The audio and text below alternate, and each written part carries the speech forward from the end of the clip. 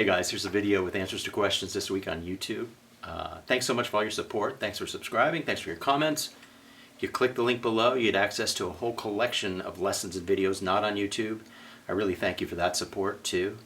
I want to thank two people who I didn't mention their names for their questions. Mark Rayners and Huts13. I forgot to mention your names. Thanks for those questions. Thanks everybody, and I hope you get something out of this.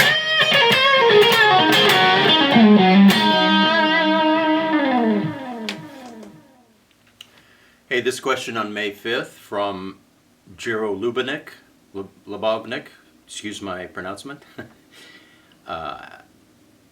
Do I practice and experiment before trying to lay down tracks? I don't really get much time when people come over with a song. I have to do stuff instantly. I don't even get to take 3 minutes to get a guitar sound. So what'll happen is maybe the first hour I'll do everything at lightning speed, and then once everybody's comfortable, I might take a little time to experiment, but that's only after the heavy lifting is done. So yeah, very, very little time. Next question, same date, from James B. What's the effect I use for the solo on Little Wing? It's an Octavia. There's lots of them out there. Dunlop makes a very good replica. I have an original one, which is the Tycho Brahe, because I got it in the early 90s. Those are very valuable, but the standard in the industry is that they have pretty much got it reproduced at this point. And I think Dunlop has a very good one, the Octavio by Dunlop. There's lots of others though.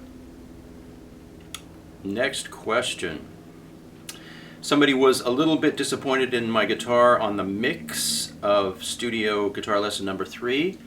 What happens is we get glorious guitar levels in the session, and then once the song gets mixed, the guitar levels get reduced because the vocals are so important, the drums are important.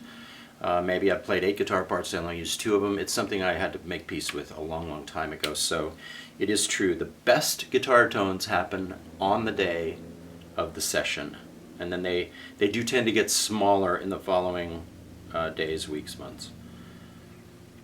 From Michael Pipes, Tim, your guitar sits well in the mix. Do you use a lot of mid-range and less bass when you set the EQ on the amps? Lately I have been using less bass because I know for a fact that I want things to sound really fat, and so when people walk out of here, the guitar tones actually have quite a bit of bottom end, but when they go to mix, that bottom end is often stripped away because any mixer likes to clear all that out to make space for the drum space and all the other stuff. So lately I have been turning the bass knob down, and I have, who did I hear about? Somebody said that the first thing Jeff Beck does when he sets his amp is turn the bass all the way off. I don't know who that was. That may be wrong, so don't quote me on that. Somebody important, one of our favorite guitar players, does that. Let's see here. Somebody saw me in the Danny Collins movie. That was an amazing thing to get to do. How was it? What was it like to work with Pacino? He's a fearless actor. He went out and did 12, 15 takes. Every single one of them was different. Every single one of them was heavy risk. The guy has no problem falling flat on his face in order to get a great performance. That's what I learned the most from him, and what an amazing! It was amazing to be there. It only took a couple of days. We were only in 2 scenes, and I have to thank Don Was and C.J. Vanston for putting that together. Let's see. Okay, what's the next one? Am I going to teach the little things that Hendrix plays in his songs? I'm still booked solid as a studio musician, so I have very little time to do anything between that and my family. So may or may not happen. I would love to. I will remember the request forever, and I will hopefully someday do some of those things. I'll try. Okay, advice for the days when you can't seem to get your fingers moving. Sometimes they feel lazy after not playing for a few days. That's from Nick B. Yes, it's true. The guitar has to be played every day in order for you to keep your chops up.